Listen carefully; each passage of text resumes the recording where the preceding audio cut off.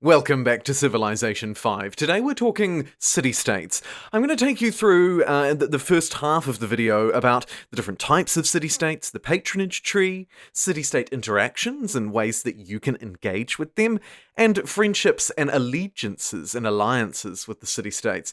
And then in the second part of this video we'll talk strategy and some of the different tips and tricks for bringing city-states on board, for kicking them out, and how they can lead to you winning the game through diplomacy. Without any further ado, let's jump straight in. So there are, in Civilization 5, 5 different types of city-states. This is essentially the focus of the city-state, what they do best. There are cultured, maritime, militaristic, mercantile, and religious city-states, and each one will provide you with a different, unique bonus depending on the type of city-state they are. They'll also engage in different ways throughout the game.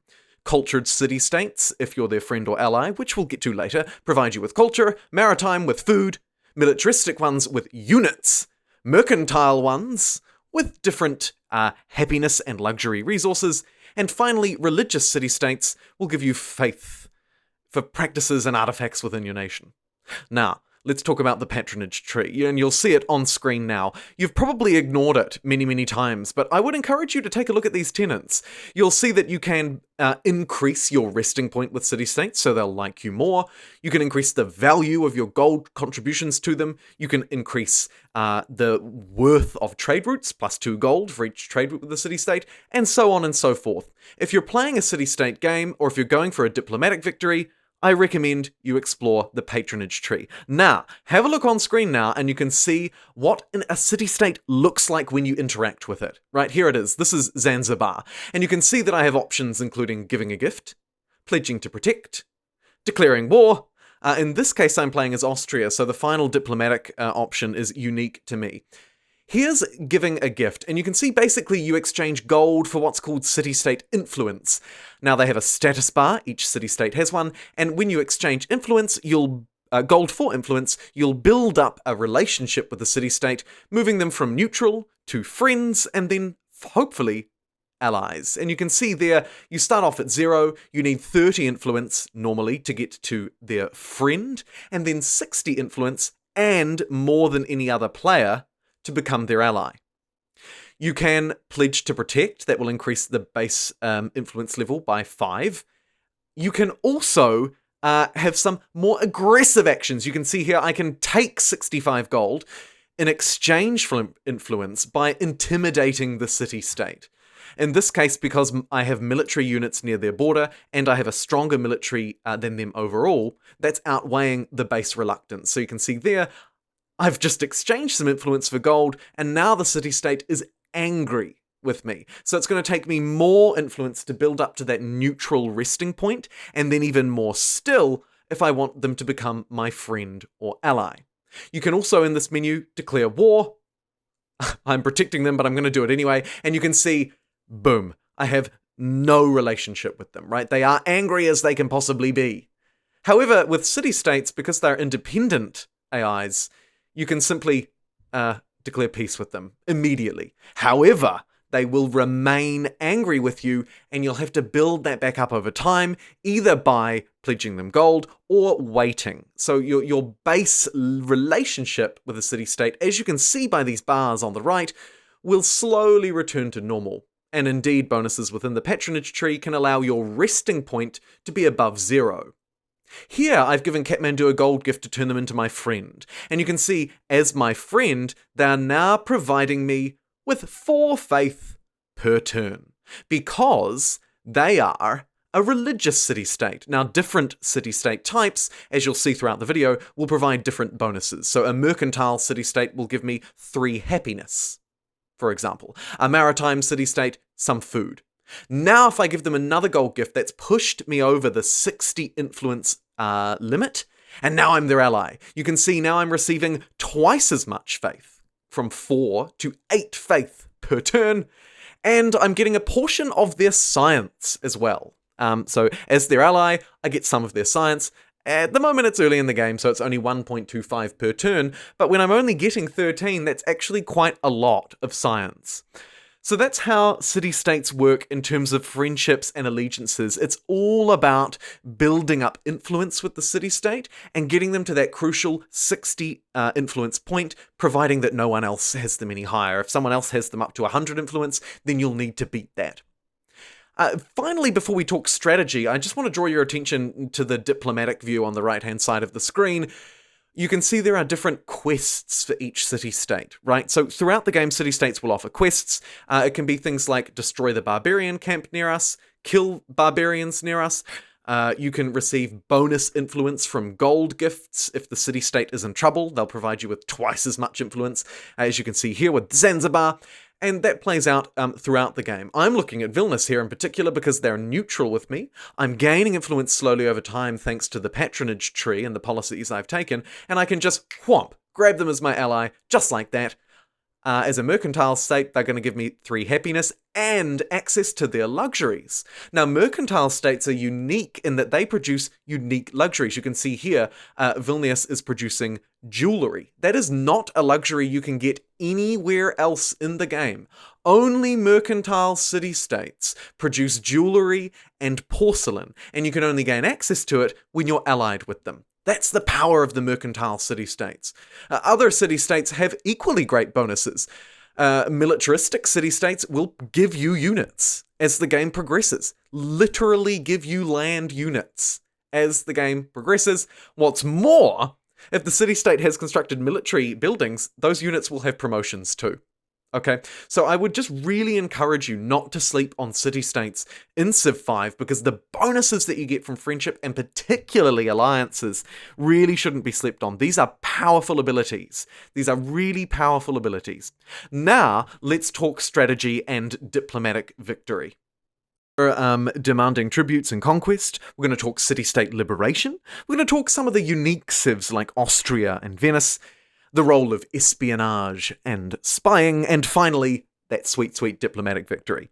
So for starters, demanding tributes and conquest. So I talked about it a little bit already. You can demand a tribute from a city-state if you overpower their military and have military units on their borders. You need to intimidate them if you want to claim that sweet, sweet free gold. Now, this goes hand in hand with city-state conquest because you're going to annoy them a lot when you do this, either taking gold or demanding a free worker, okay? This is really going to piss them off, right? It is really going to piss them off and you're going to lose influence. So I would really recommend if you're playing that demanding tributes route and being aggressive towards city-states, that you capture 1 or 2 of them as well. If you're being aggressive towards them, you don't want them to exist later in the game for reasons that I'm going to cover when we talk diplomatic victory, right? So you're going to want to take the city-states out. There are also free cities that tend to be kind of weak in the early game. So one strategy is to demand tributes, be absolutely all over them, steal their workers by declaring war on them, capturing a worker, and then declaring peace immediately. It's a great way to gain free workers in the early game. And if you have the military units, why not roll the city-state altogether? Because they are relatively weak in comparison to AI and obviously in comparison to human players.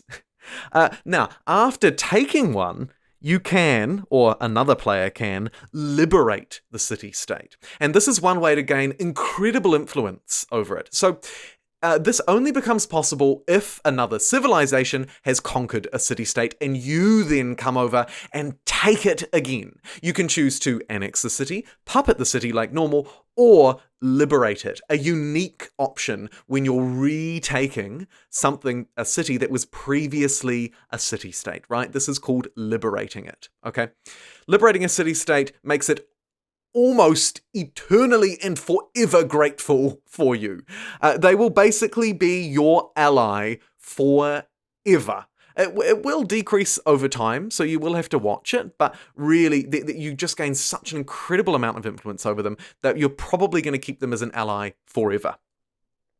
There are a couple of civs in the game that interact with city-states in a very different way. One of them I'm playing here as Austria, as you will have seen, and the other one is one of my favorites of all time, Venice. So Austria have the Austrian court. That allows them to essentially puppet or take over a city-state through diplomatic marriage, that 5th option when you click on the city-state. It's a very interesting one.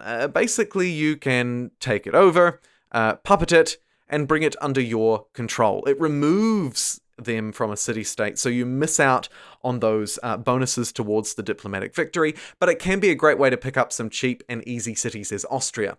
Venice, in a similar way, can puppet city-states using their unique unit, the Merchant of Venice. It's a great person. You send it over into the city-state's borders, you hit the gold button, and all of a sudden the city-state is yours, puppeted, of course, as Venice, because you can't actually own other cities.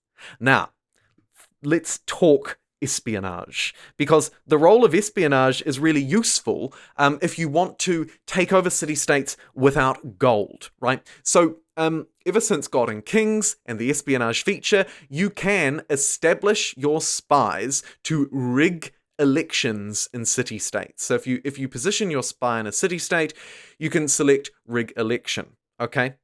When doing it, try to plant people in governments which are more friendly towards your civ and less to others. If an election is successfully rigged, which sometimes it isn't, your influence will surge. It does depend on difficulties and other factors, but generally you're going to grab about 45. Now, if you don't feel like waiting for either gold to accrue, or for influence to naturally build over time, staging a coup in a city-state is a great way to make them become your ally. You can also use this feature to specifically target allies of other players. So if you're looking at another player in the game, you're thinking, I don't want them to have that ally, but I don't have the gold to take it from them, you can use spies and espionage to take it instead. So it isn't just a matter of saving up a lot of gold and buying the city-states off. There are other ways to do it, and espionage is by far the best one. Liberation is your other one, as we've already discussed. Now, finally, to end the video, let's talk diplomatic victory.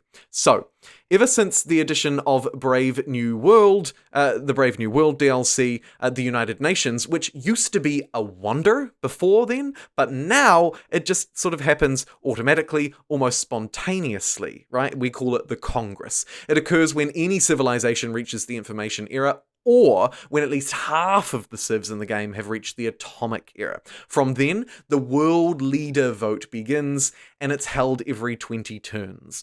To win the world leader vote, you need to have a certain number of votes, right? So you will have votes as a civ. Hopefully, if you've been controlling the Congress throughout the game, you'll have more votes than everyone else. There are certain wonders that can increase the number of votes you have as well.